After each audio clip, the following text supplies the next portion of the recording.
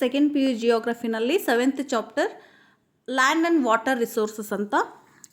ಇದರಲ್ಲಿ ಕೇಳುವಂಥ important questions ಅಂದರೆ ಕೇಳಬಹುದಾದ 1 ಮಾರ್ಕ್ಸ್ ಕ್ವಶನ್ಸ್ ಅಂತ ತಗೊಂಡಾಗ what is meant by land use, ಇದು ಆಗಾಗ ಒಂದೆರಡು ಸಲ ಪ್ರಿಪ್ರೇಟ್ರಿನಲ್ಲಿ ರಿಪೀಟ್ ಆಗಿರುವಂಥ ಪ್ರಶ್ನೆ. What is meant by land use ಅಂತ ತಗೊಂಡಾಗ utilisation of land for different purpose. Utilisation of land for different purpose ಅಂದರೆ ಭೂಮಿಯನ್ನು ವಿವಿಧ ಉದ್ದೇಶಗಳಿಗೆ ಬಳಸ್ಕೊಳ್ಳೋದು ಅನ್ನೋ ಅರ್ಥ.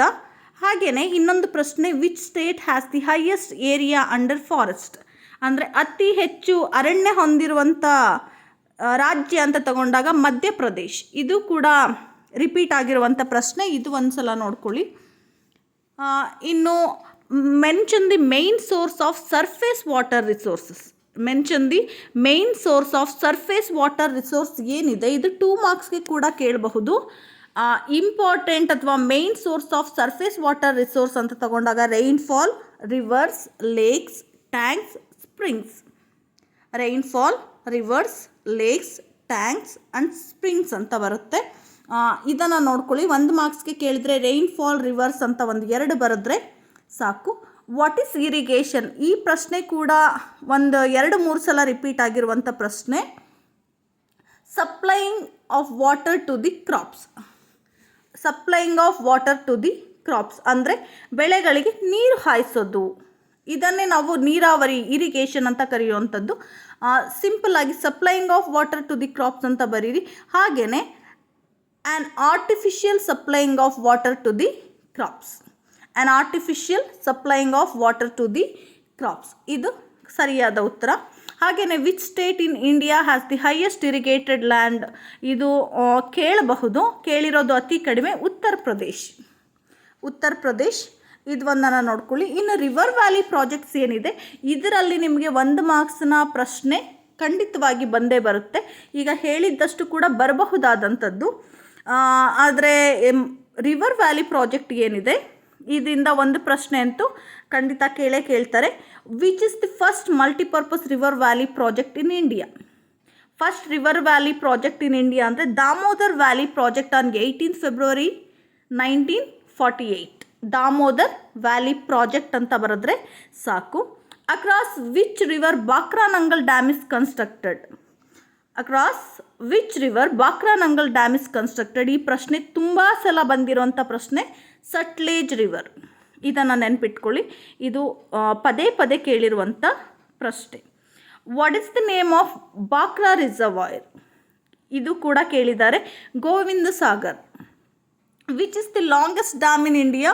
ಹಿರಾಕುಡ್ ಡ್ಯಾಮ್, ಇದು 1-2 ಸಲ ಕೇಳಿರಬಹುದು, ಹೆಚ್ಚಾಗಿ ಈ ಪ್ರಶ್ನೆ ಬಂದಿಲ್ಲ. ಇದಿಷ್ಟು 1 ಮಾರ್ಕ್ಸ್ಗೆ ಸಂಬಂಧಪಟ್ಟಂಥ ಪ್ರಶ್ನೆಗಳಾದರೆ 2 ಮಾರ್ಕ್ಸ್ ಕ್ವಶನ್ ಅಂತ ತಗೊಂಡಾಗ important questions. Mention 4 reason of need for irrigation, ಈ ಪ್ರಶ್ನೆ ಸುಮಾರು ಸಲ ಬಂದಿದೆ. Mention 4 reason of need for irrigation. Nature of rainfall, nature of soil, probability of drought, need of irrigation in dry areas. ಇದು 4 reason ಏನಿದೆ ಇವುಗಳನ್ನು ಬರೀರಿ. ಹಾಗೆಯೇ which are the major sources of irrigation, ಇದು ತುಂಬ ಸಲ ಬಂದಿದೆ. 2 marks question, important question.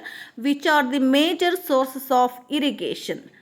Wells, canals, tanks. Wells, canals, tanks. ಬಾವಿ, ಕಾಲುವೆ, ಕೆರೆಗಳು.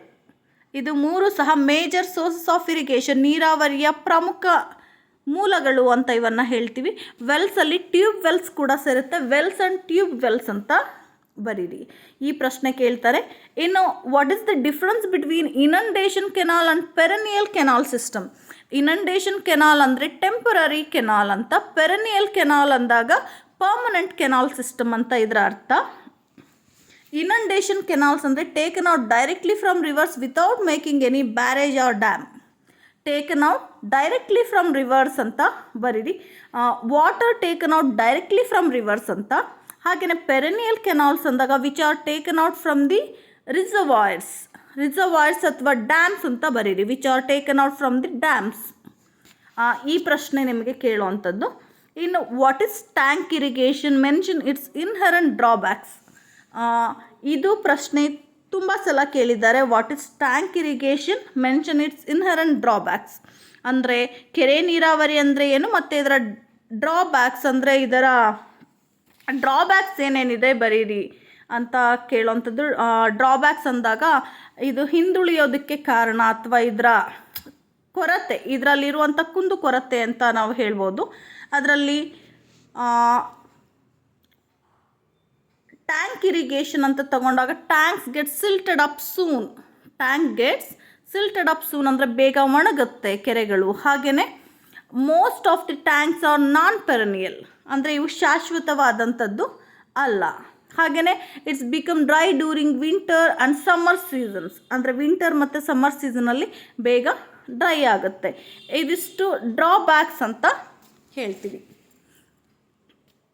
ಇನ್ನು major objectives of multipurpose project ಏನಿದೆ ಇದು 5 ಮಾರ್ಕ್ಸಲ್ಲೇ ಸೇರಿ ಬರೋ ಅಂಥದ್ದು. ಇದು 2 ಮಾರ್ಕ್ಸ್ಗೆ ಕೇಳೋದು ಕಡಿಮೆ, 2 ಮಾರ್ಕ್ಸ್ಗೇನು ಕೇಳಲ್ಲ.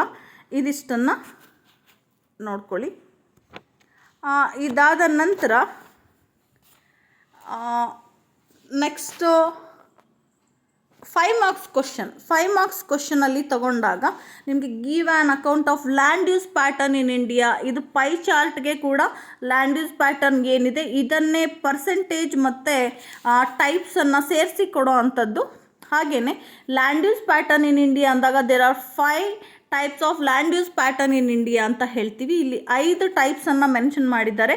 Forest area, land not available for cultivation, cultivable waste land, fallow land, net area zone.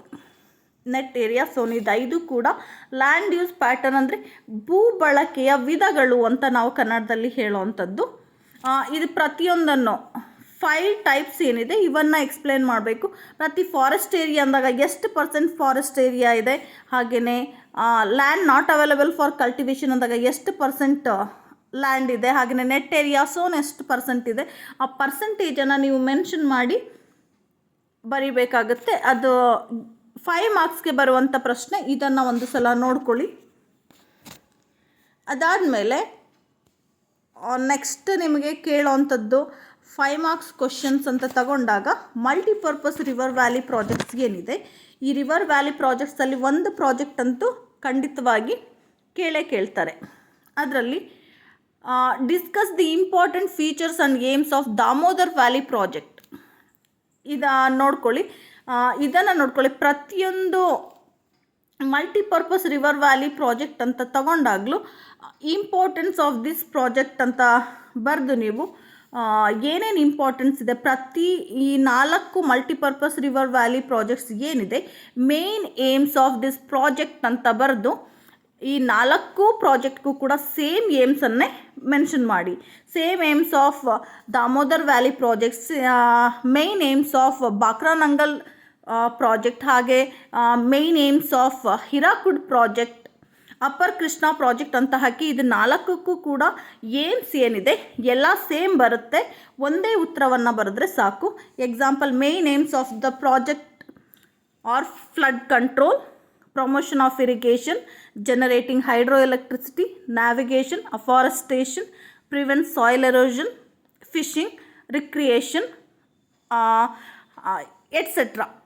ಹಾಗೆಯೇ ಎಂಪ್ಲಾಯ್ಮೆಂಟ್ ಎಟ್ಸೆಟ್ರಾ ಅಂದ್ಬಿಟ್ಟು ಇದು ಏನಿದೆ ಇದನ್ನೇ ನೀವು ಎಲ್ಲ 4 ಮಲ್ಟಿಪರ್ಪಸ್ ರಿವರ್ ವ್ಯಾಲಿ ಪ್ರಾಜೆಕ್ಟ್ಸ್ಗೂ ಏಮ್ಸ್ ಅಂತ ಬಂದಾಗ ಹಾಕಿದ್ರೆ ಸಾಕು. ಹಾಗೆಯೇ pisciculture, drinking water, general of hydro electricity, preservation of wild life same ಇದೇ ಬರುತ್ತೆ. ಇನ್ನು ದಾಮೋದರ್ ವ್ಯಾಲಿ ಪ್ರಾಜೆಕ್ಟ್ ಅಂದಾಗ ದಾಮೋದರ್ ವ್ಯಾಲಿ ಪ್ರಾಜೆಕ್ಟಿಗೆ ಏನಿದೆ ಇಟ್ ಕಂಪ್ರೈಸಸ್ 4 ಡ್ಯಾಮ್ಸ್. ಅಂದರೆ ಈ ಪ್ರಾಜೆಕ್ಟಲ್ಲಿ 4 ಡ್ಯಾಮ್ಸ್ ಬರುತ್ತೆ, 3 ಹೈಡಲ್ ಪವರ್ ಸ್ಟೇಷನ್ಸ್ ಬರುತ್ತೆ, 1 ಬ್ಯಾರೇಜ್ ಆ್ಯಂಡ್ 3 ಥರ್ಮಲ್ ಪವರ್ ಸ್ಟೇಷನ್ಸ್ಗೆ ಏನು ಬರುತ್ತೆ ಇವುಗಳನ್ನು ಮೆನ್ಷನ್ ಮಾಡಿ. 4 ಡ್ಯಾಮ್ಸ್ ಅಂದಾಗ Tilaiya dam, Konar dam, Maithon dam and Panchet hill dam ಅಂತ. ಆ್ಯಂಡ್ 5th ಒನ್ ಬ್ಯಾರೇಜ್ ಅಂತ ತಗೊಂಡಾಗ ದುರ್ಗಾಪುರ್ ಬ್ಯಾರೇಜ್ ಬರುತ್ತೆ. ಇವನ್ನು ಬರೆದು ಎಕ್ಸ್ಪ್ಲೇನ್ ಮಾಡಿ ಸಾಕು. ಇನ್ನು explain the main objectives and importance of Bhakra Nangal project ಅಂದಾಗ ಏಮ್ಸ್ ಅಂತ ತಗೊಂಡಾಗ ಸೇಮ್ ಮೇನ್ ಆಬ್ಜೆಕ್ಟಿವ್ಸ್ ಅಥವಾ main aims of the project are ಅಂತ ಬರೆದು flood control, irrigation facility, promote afforestation, hydel power generation, soil conservation same ಏನಿದೆ ಅದನ್ನೇ ರಿಪೀಟ್ ಮಾಡಿ ಬರೀರಿ. ಹಾಗೆಯೇ ಡ್ಯಾಮ್ ಅಂತ ತಗೊಂಡಾಗ ಬಾಕ್ರಾನಂಗಲ್ ಡ್ಯಾಮ್ ಅಥವಾ ಬಾಕ್ರಾನಂಗಲ್ ಪ್ರಾಜೆಕ್ಟ್ ಅಂತ ತಗೊಂಡಾಗ ಲೆಂತ್ ಆಫ್ ದಿ ಡ್ಯಾಮ್ ಎಷ್ಟಿದೆ, ಹೈಟ್ ಆಫ್ ದಿ ಡ್ಯಾಮ್ ಎಷ್ಟಿದೆ ಮತ್ತು ಸ್ಟೋರೇಜ್ ಕೆಪಾಸಿಟಿ ಏನಿದೆ, ಇವುಗಳನ್ನು ನೀವು ಮೆನ್ಷನ್ ಮಾಡಬೇಕಾಗುತ್ತೆ. ಇನ್ನು explain the chief aims and importance of Hirakud project. Hirakud project ಬಗ್ಗೆ ಕೇಳಿರೋದು ಕಡಿಮೆ, ಹೆಚ್ಚಾಗಿ ದಾಮೋದರ್ ವ್ಯಾಲಿ ಬಾಕ್ರಾನಂಗಲ್ ಪ್ರಾಜೆಕ್ಟ್ ಬಗ್ಗೆ ಹೆಚ್ಚಾಗಿ ಕೇಳ್ತಾರೆ. ಇನ್ನು ಅಪ್ಪರ್ ಕೃಷ್ಣಾ ಪ್ರಾಜೆಕ್ಟ್ ಬಗ್ಗೆ ಕೇಳಿರೋದು ಇದೆ. ಹಿರಾಕುಡ್ ಪ್ರಾಜೆಕ್ಟ್ ಏನಿದೆ ಕಡಿಮೆ ಕೇಳಿರೋವಂಥದ್ದು. ಈ 4 ಪ್ರಾಜೆಕ್ಟಲ್ಲಿ ಒಂದು ಕಡ್ಡಾಯ ಅಂತ ಇರೋದ್ರಿಂದ 4 ಪ್ರಾಜೆಕ್ಟ್ ಬಗ್ಗೆ ನೋಡ್ಕೊಂಡಿರಿ. ಇನ್ನು ಅಪ್ಪರ್ ಕೃಷ್ಣಾ ಪ್ರಾಜೆಕ್ಟ್ ಅಂತ ತಗೊಂಡಾಗ it comprises 2 dams, namely Almatti and Narayanapura, ಕರ್ನಾಟಕದಲ್ಲೇ ಇರೋದ್ರಿಂದ ಇದನ್ನು ನೋಡ್ಕೊಳ್ಳಿ. ಆಲಮಟ್ಟಿ ಡ್ಯಾಮ್ ಅಂತ ತಗೊಂಡಾಗ dam is constructed near Almatti village in Basavana Bagewadi taluk and Narayanapura dam is located near Siddapura village in Muddebihal taluk of Bijapur district. ಇವುಗಳನ್ನು ನೋಡ್ಕೊಳ್ಳಿ. ಹಾಗೆಯೇ height of the dam, length of the dam ಏನಿದೆ ಇದನ್ನು ಬರೀರಿ. ಮತ್ತು ಸ್ಟೋರೇಜ್ ಕೆಪಾಸಿಟಿ ಆಫ್ ವಾಟರ್ ಎಷ್ಟಿದೆ ಇದನ್ನು ಬರೀರಿ. ಇವುಗಳನ್ನು ಮೇನ್ ಪಾಯಿಂಟ್ಸ್ ನೋಡ್ಕೊಳ್ಳಿ. ಇದಿಷ್ಟು 7th ಚಾಪ್ಟ್ರಲ್ಲಿ ಬರಬಹುದಾದಂಥ ಇಂಪಾರ್ಟೆಂಟ್ ಕ್ವಶನ್ಸ್. ಇದಿಷ್ಟನ್ನು ನೀವು ನೋಡ್ಕೊಳ್ಳಿ.